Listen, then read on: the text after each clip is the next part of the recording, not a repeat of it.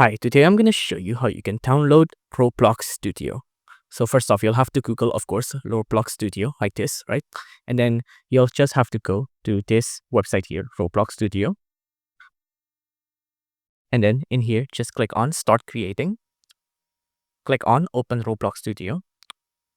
If you already have it, it'll automatically open like this, right? If you don't, you can click on this button to download Studio.